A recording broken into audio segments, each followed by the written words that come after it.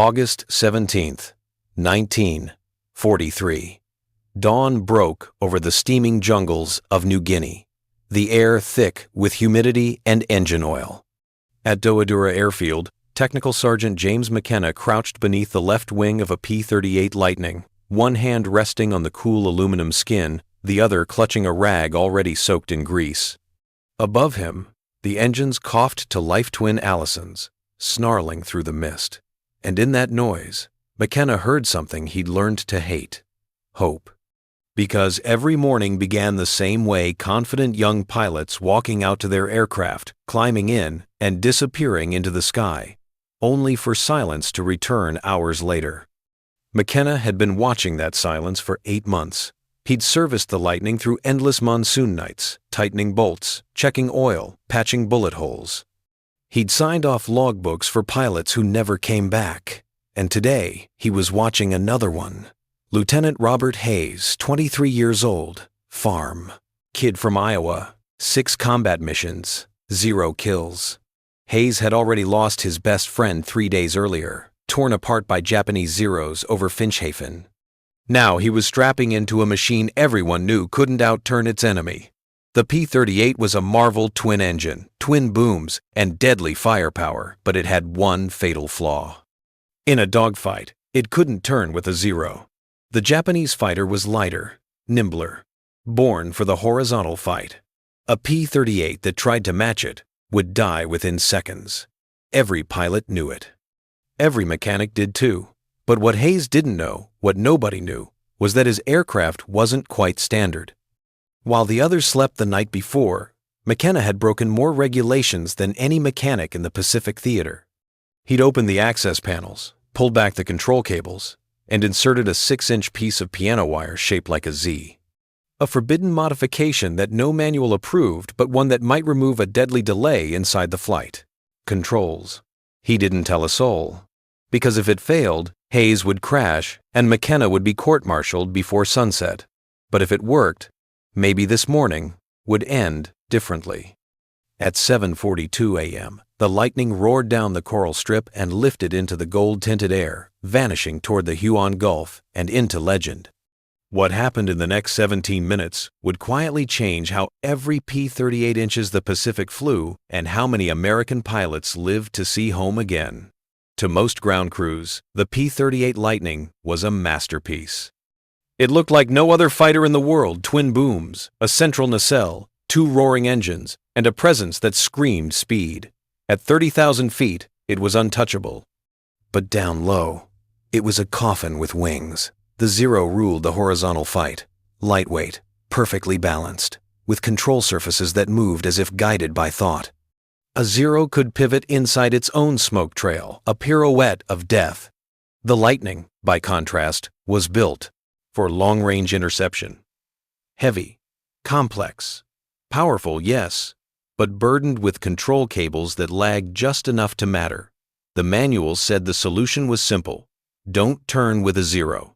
Dive, shoot, climb out, attack from above, never engage in a turning fight. Doctrine written by engineers thousands of miles away.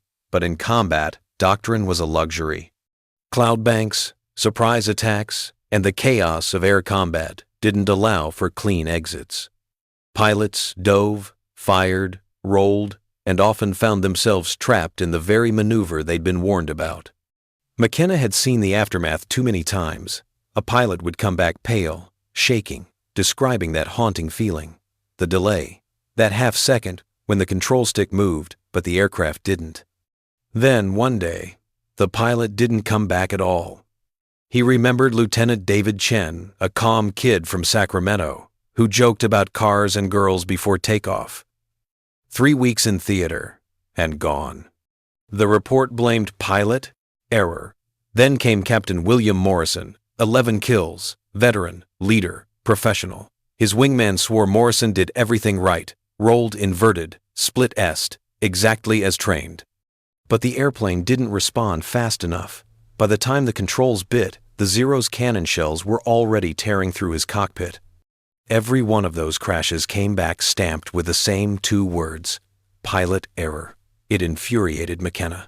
He'd seen error written over too many dead men. He began noticing details no one else did. The faint twang of a control cable when tensioned. The way one cable hummed slightly lower than another when plucked during maintenance.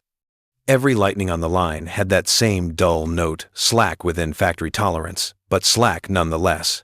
He tried to raise the issue. The engineering officer brushed him off.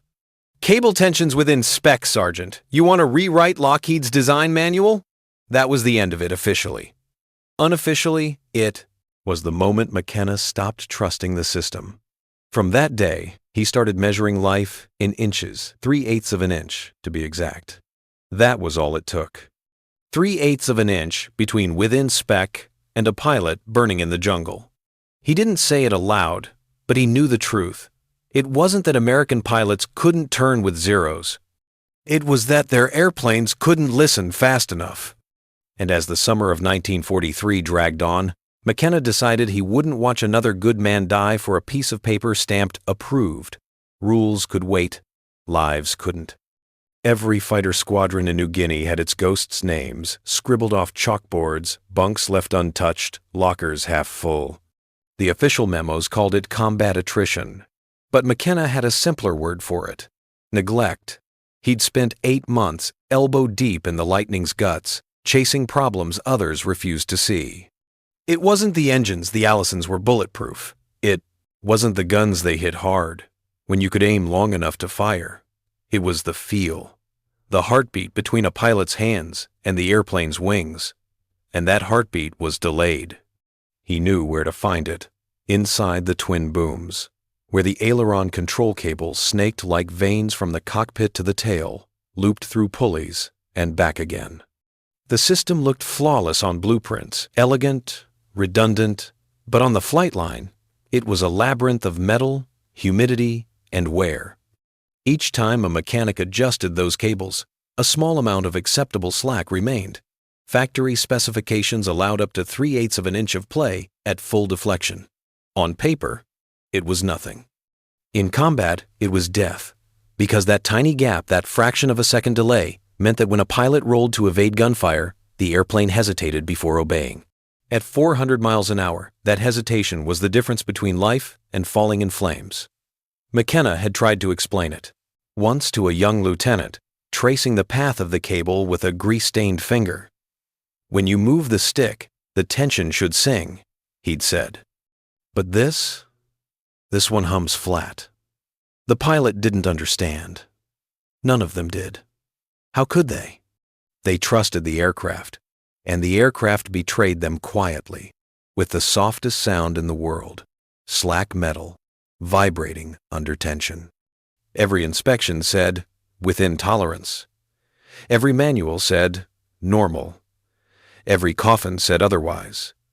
To the engineers in California, the P-38's cable delay was a trivial mechanical quirk. To the men in the Pacific, it was an executioner hidden in the wings. But no report captured that difference because the reports were written by survivors and the dead didn't file paperwork. At night, McKenna began experimenting. He'd stay behind after lights out, plucking cables like strings, listening for pitch. Tight cables made a clean, high tone. Loose ones, a dull thud. He could tell which. Aircraft would feel slow before they even left the ground. The discovery became an obsession. He spoke quietly to his friend Rodriguez, another crew chief who'd lost his pilot weeks before. They both knew the truth, but there was no authorized fix. Tightening beyond specification would void the aircraft warranty, a bureaucratic absurdity in the middle of a war where men were dying faster than spare parts arrived. Still, McKenna couldn't let it go. Each day he'd tighten just a hair beyond the limit, just enough to hear a sharper tone. He noticed those aircraft came back more often. Pilots couldn't explain it, but they said their lightnings felt alive. That word alive stuck with him, because every time he heard another engine fade into silence beyond the tree line, McKenna thought of those 3/8 of an inch, invisible to the eye, but measurable in graves. By mid-August, he'd stopped sleeping well. The humid air smelled like gasoline and guilt. The hangar, lights hummed overhead. And somewhere inside his head, a single thought kept repeating louder than the insects, louder than the engines. If the cables were the problem, maybe the fix didn't need permission. The night before, the mission was heavy and still. The jungle around Dodora Airfield was breathing insects, buzzing, distant thunder rolling over the Owen Stanley Range. Inside the maintenance hangar, the world shrank to the hum of a single overhead bulb and the quiet clink of tools. Technical Sergeant James McKenna worked alone. He wasn't supposed to be there. The duty roster showed him off shift at 2,200 hours. But rules meant nothing now. Too many empty bunks. Too many flight helmets lined up like tombstones. The P 38 inches front of him belonged to Lieutenant Robert Hayes, 23, clean-shaven, eyes that still looked surprised by war. Earlier that day, Hayes had come to him with a plea. "Sergeant, is there anything you can do to make her turn faster? Anything at all?" There'd been a pause. McKenna had seen the same look before, in pilots who already knew they were running out of luck. He told Hayes to come back in the morning. Then he waited until the hangar was empty. He unbolted the access panel on the left boom, metal still warm from the day's sun. The smell of oil and dust hung thick in the air. He reached in and grabbed the aileron cable, pulling gently. He felt it move that soft, treacherous give. 3/8 of an inch. Enough to kill a man.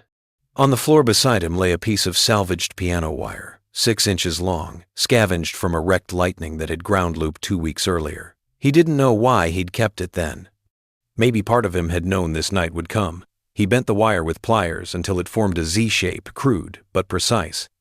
It would act as an inline tensioner, adding just enough preload to remove the slack without overstressing the cable. It was the simplest fix imaginable and completely illegal. His hand slipped twice, slicing his thumb open on the sharp edge. Blood spotted the metal. He wiped it on his coveralls and kept working. Sweat ran down his face, mixing with oil. The air was hot, thick, unbreathable. His heartbeat matched the buzz of the fluorescent light overhead. He could already imagine the consequences. If the modification failed, if the cable jammed, snapped, or overtensioned, the pilot would die instantly, and McKenna would follow in a court-martial. But fear had stopped mattering weeks ago. Only guilt remained. He wedged his shoulder inside the narrow boom, one arm twisted, flashlight between his teeth, the world reduced to shadows and pain.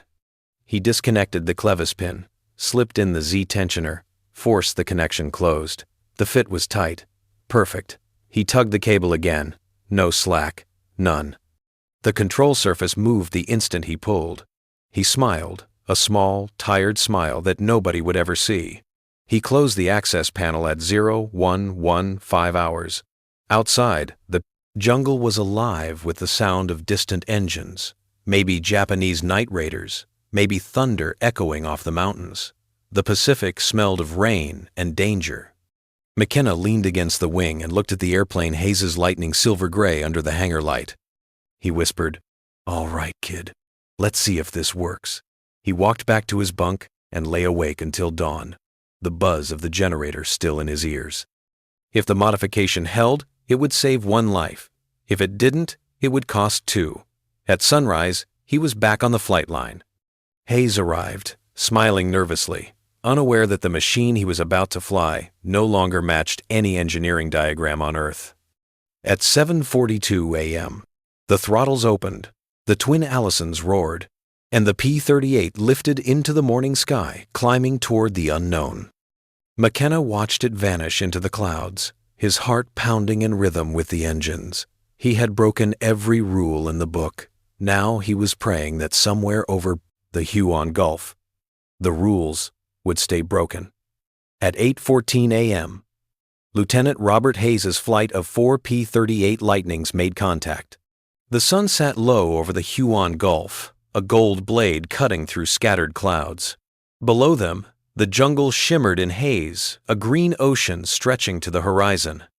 Somewhere down there, 18 Japanese Zeros were climbing fast, sunlight flashing off their canopies. Captain Frank Mitchell led the formation. Hayes flew number 3, tucked tight on his right wing. They had altitude, speed, and surprise. The kind of setup every pilot dreams of until it turns into a nightmare. "Bandits, 11 o'clock high," Mitchell called over the radio. "Copy," Hayes answered, voice steady, though his pulse wasn't. He shoved the throttles forward. The Allisons roared. They rolled into the dive, a perfect textbook attack.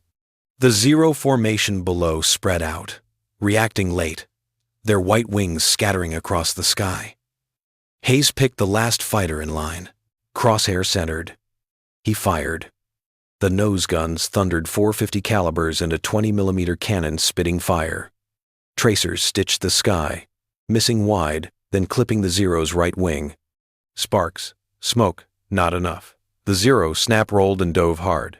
Hayes followed, and that's when everything changed. The lightning rolled instantly. No delay, no lag.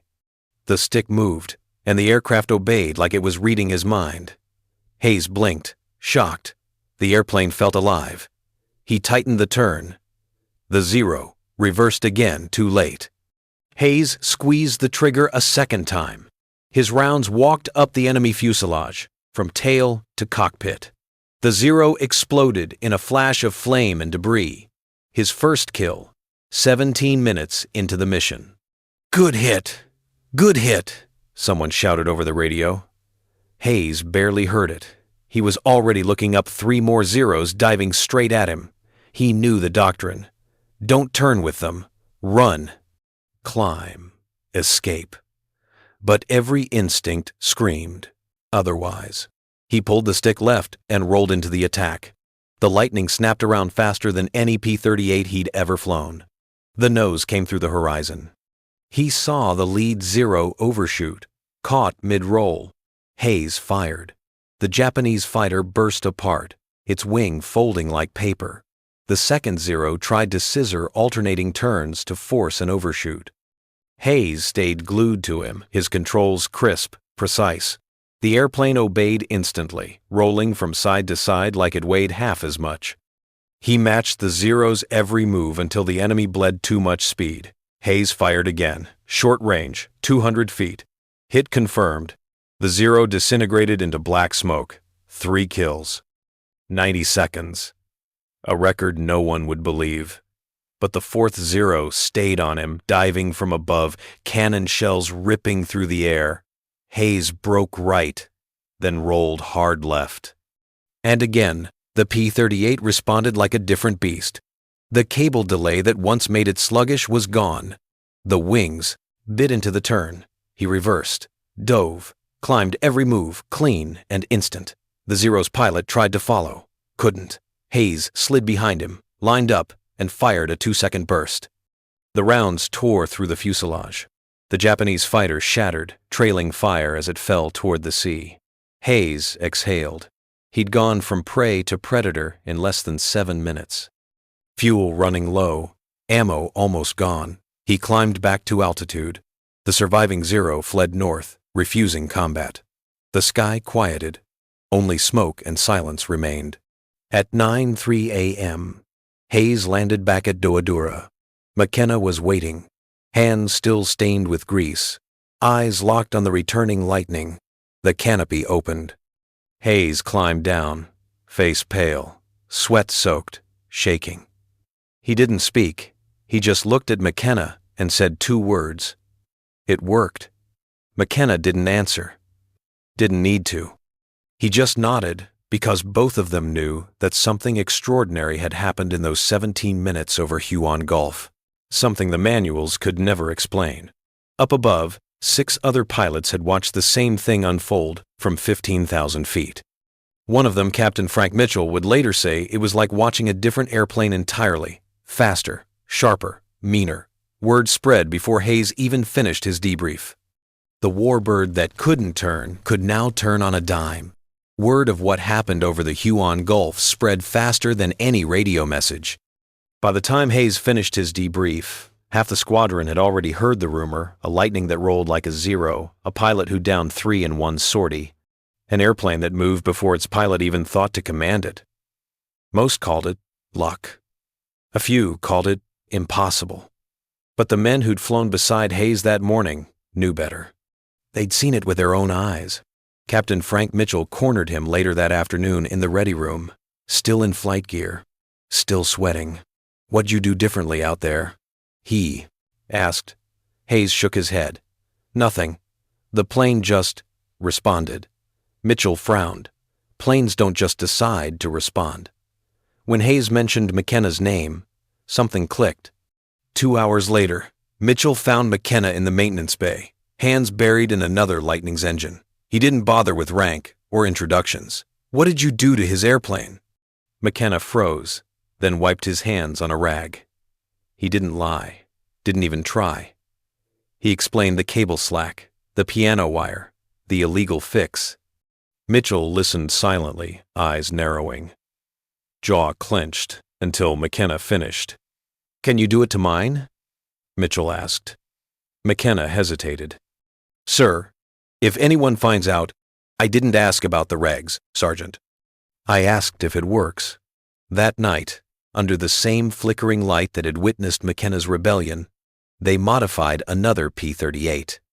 By dawn, 2 airplanes in the Pacific carried the same hidden secret, a 6-inch piece of piano wire that no inspector could see. When Mitchell flew the next morning, he came back grinning like a madman. He told his wingman, "It rolls like a fighter now, not a truck." That wingman demanded the same fix. Then another. And another. By August 20th, 9 aircraft in the squadron carried the modification. No orders, no memos, no authorization. Just whispered instructions between men who wanted to live.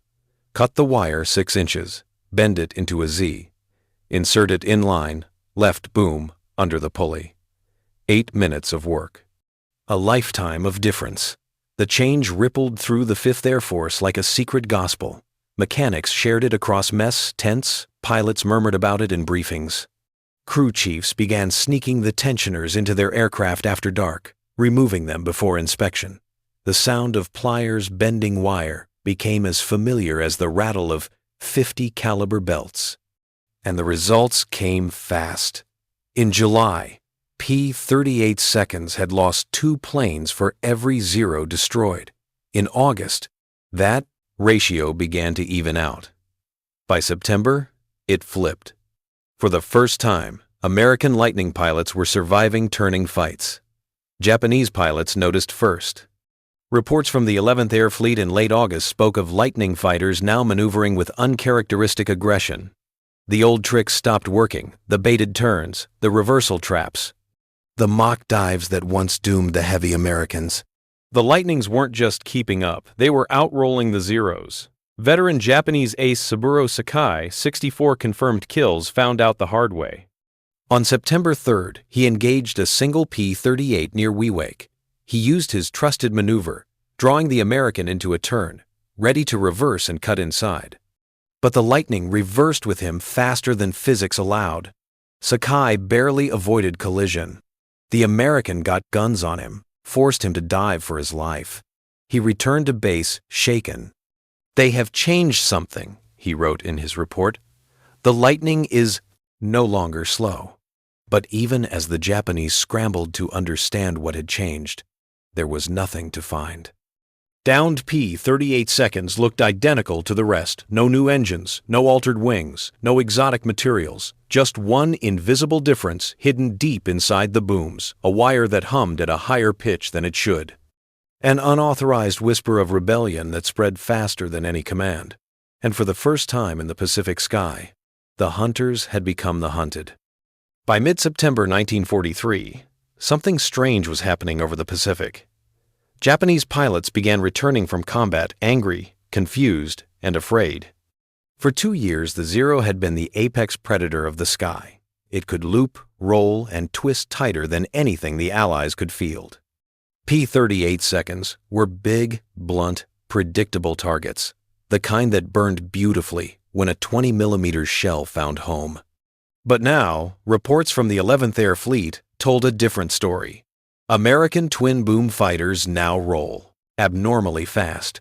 Turning engagements not advisable. Veterans who once bragged about dancing around Lightnings were being shot down by them. They swore the enemy planes had new engines or lighter frames. Some claimed the Americans were doping their fuel. Others said the pilots had become reckless, diving head-on where they used to flee. None of them guessed the truth lay hidden beneath an inspection panel smaller than a dinner plate.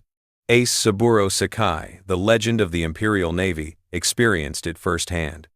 He'd faced every Allied fighter from the Buffalo to the Spitfire, but nothing like this. On September 3rd, he caught a lone Lightning over Wewak and went in confident. He executed his signature reversal roll right, snap left, cut inside before the Americans' heavy controls could follow. Except this time, the Lightning did follow. Instantly. Violently. Like a mirror image. Sakai barely dodged a collision. Tracers whipped past his canopy. When he landed, his hands still shook.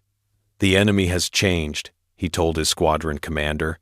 "Their machine answers faster than ours." Across New Guinea, the pattern repeated. Japanese kill claims dropped.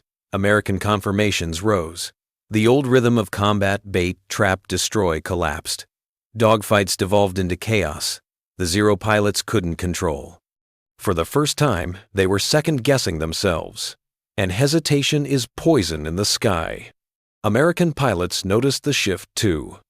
They dove into battles that would have been suicide a month earlier and came out alive. Squadrons that once lost 2 Lightnings for every Zero now held even or better. Morale soared. Crews painted piano keys beneath their cockpits, an inside joke only mechanics understood. In Tokyo, analysts searched captured wrecks for clues. None found anything unusual, no modified flaps, no new control surfaces, no secret devices. They concluded the Americans must have developed advanced physical training to handle higher G turns. It was easier to believe in superpilots than a 6-inch piece of wire. But the psychological damage was done. Doctrine shifted overnight. Orders circulated through Japanese command. Avoid turning combat with Lightning fighters unless numerical advantage exceeds 3-1. That single sentence marked a quiet turning point in the air war. For Allied intelligence, the change looked like luck. For the pilots, it felt like justice. Every victory, every safe landing, traced back to men like McKenna mechanics who never left the ground yet fought their own war with pliers and intuition. By October, the skies over New Guinea no longer belonged to the Rising Sunday. The P-38, once mocked as clumsy, had become the predator, and not a single officer in Washington understood why. The war was full of miracles claimed by generals and engineers. But this one began in the quiet hands of a tired mechanic who couldn't watch another coffin lowered into tropical soil. A rebellion made of metal, grease, and a wire that sang at just the right pitch. By October 1943, the transformation was impossible to ignore. Kill ratios across the Southwest Pacific were climbing. P-38 seconds that had been written off as lumbering interceptors were suddenly winning turning fights against the Imperial Navy's best, and yet nobody could explain why. Maintenance reports looked normal. Engineering logs showed nothing out of tolerance. No new parts, no new upgrades. Just Lightning after Lightning coming home with victory claims that didn't fit the math. It was a mystery, until a young maintenance inspector at Doadura noticed something odd. He was running a routine post-mission inspection when his torque wrench slipped. The cable tension reading didn't match the book. Not loose tighter, too tight by several tenths of a pound. He rechecked it. Same result.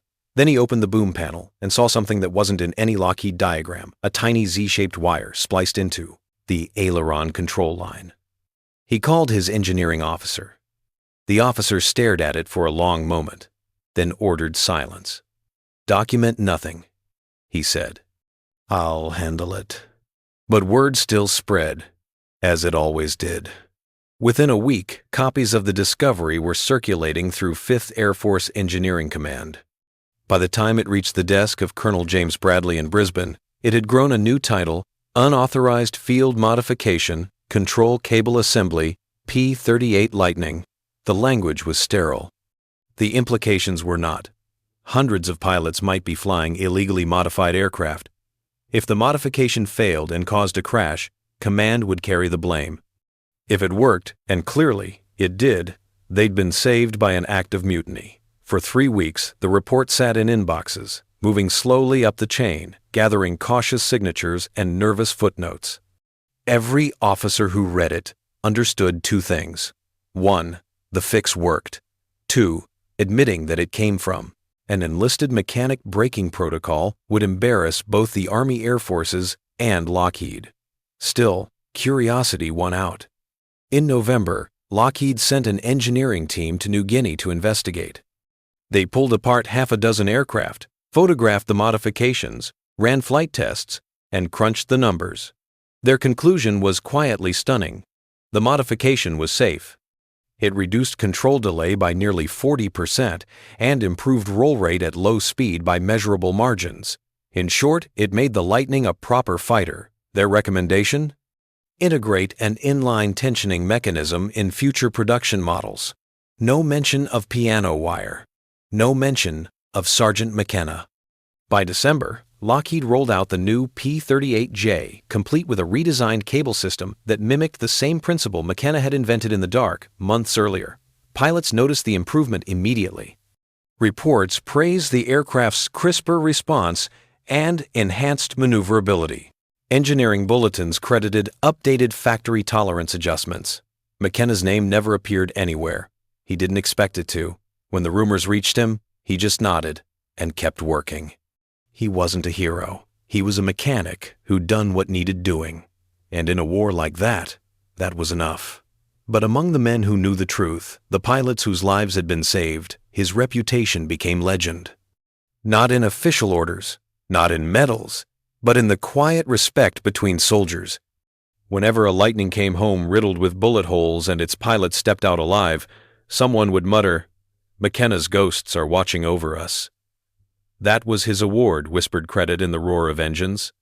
Somewhere in California, engineers drafted the next production run, never realizing the idea they'd just discovered had been born thousands of miles away, in a humid hangar lit by a single buzzing bulb. And while they signed their blueprints in ink, McKenna signed his, in blood and grease. When the war finally ended, the headlines went to the heroes in the sky, the aces, the generals, the tacticians who shaped strategy with maps and medals. But the war's quiet victories were written elsewhere in the calloused hands of men like Technical Sergeant James McKenna. He stayed with the Army Air Forces until 1946. When he came home, there were no ceremonies, no citations, no one waiting at the dock with a camera. He packed away his uniform, rented a small garage in Long Beach, and went back to fixing engines, the kind that stayed on the ground. Customers who dropped off their cars never guessed that the quiet man under the hood had once changed the way American fighters flew. He'd just smile, wipe his hands on an oil rag and say, "She'll run fine now." And they always did. Lieutenant Robert Hayes came home too. He'd flown 63 combat missions, shot down 11 Japanese aircraft, and earned the Distinguished Flying Cross. But every year on August 17th, the anniversary of the mission over Huon Gulf, he'd pick up the phone, call McKenna, and say the same two words. It worked. McKenna would just laugh softly and say, "Glad it did, Lieutenant." Captain Frank Mitchell went on to command his own squadron through the Philippines campaign, earning 16 confirmed kills. He never forgot the mechanic who'd saved him. When the war ended, he told McKenna's story to every young officer he trained, a lesson he called the law of the wrench. He'd say, "Sometimes the best solutions don't come from headquarters. They come from the man who refuses to stop caring." Lockheed, of course, never mentioned McKenna. Official company archives credited engineering refinements for the improved control response in later models. The memo that once described the unauthorized modification as non-compliant field improvisation was quietly filed away, its origin erased by red tape. Decades passed. The Pacific jungles reclaimed the old airstrips. The pilots aged, their hair silver, their hands trembling when they raised coffee cups instead of throttles. And somewhere in California, in a small garage that smelled of gasoline and dust, James McKenna still worked slow, steady, methodical. In 1991, a military historian digging through 5th Air Force archives found a line in an old maintenance log. Unofficial cable modification produced satisfactory results. No signature, no description. Curiosity led him to veterans' registries and eventually to a 73-year-old mechanic in Long Beach who still had grease under his fingernails. McKenna didn't tell a dramatic story. He never did. He just shrugged and said, "It wasn't anything special. It needed fixing. So I fixed it." The historian ran the numbers. Squadrons that used the piano wire tensioner had higher survival rates, better kill ratios, fewer accidents. He estimated that McKenna's invention may have saved between 80 and 100 American pilots. McKenna never asked for a number. He just nodded and said, "I remember the ones who came back." That's enough. He died in 2006 at the age of 88 and was buried in Pacific View Memorial Park, overlooking the ocean he once helped defend. His obituary mentioned his wartime service aircraft mechanic, Pacific Theater, but not the piano wire, not the modification, not the lives it saved. Today, that small garage in Long Beach still stands. Different owner, new tools, same smell of oil, and old stories.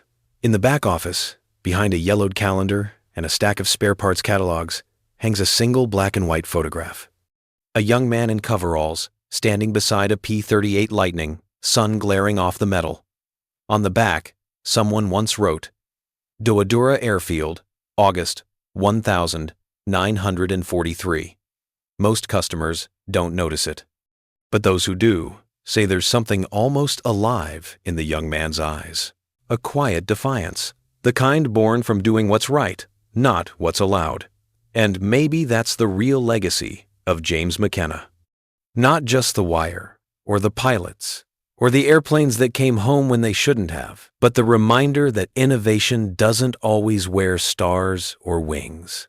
Sometimes it wears grease, keeps its mouth shut, and just gets the job done. Because wars may be won by strategy, but they're survived by ingenuity. And sometimes, the smallest piece of metal can carry the weight of 100 lives. If you found this story as powerful as we did, please like the video. It helps us bring more forgotten histories to light. And tell us in the comments where you're watching from. From Texas to Tasmania, your stories keep these memories alive.